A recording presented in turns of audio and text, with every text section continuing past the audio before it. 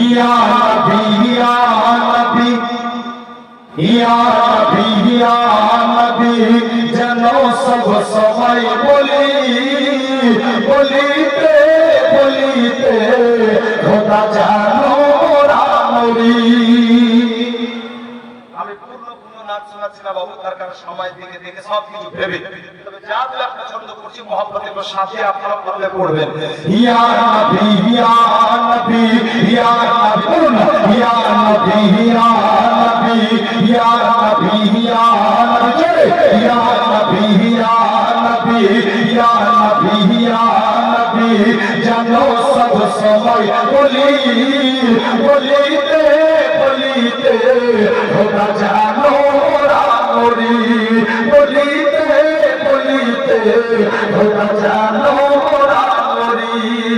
নবীর চেহারা হুসনে ইউসুফ দেখে দিওয়ানি মা চুল খা তো আঙুল কাটে মিশরের নারীরা।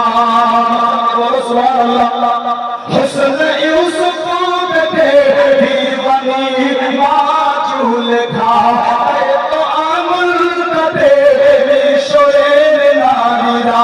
হুসনে ইউসুফ দেখে দিওয়ানি মা চুল খা তো আঙুল কাটে মিশরের নারীরা। যদি দেখে নিত আমার নবীর চেহারা, যদি দেখে নিত আমার নবীর চেহারা কলিজা কাটিয়া দিত হারা।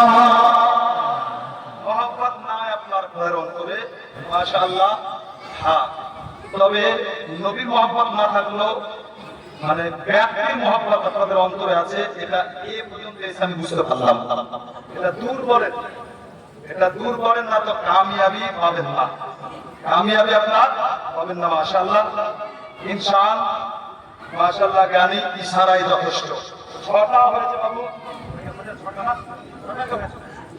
ছটা তো আর পাঁচটা লাগবে। সুবহানাল্লাহ।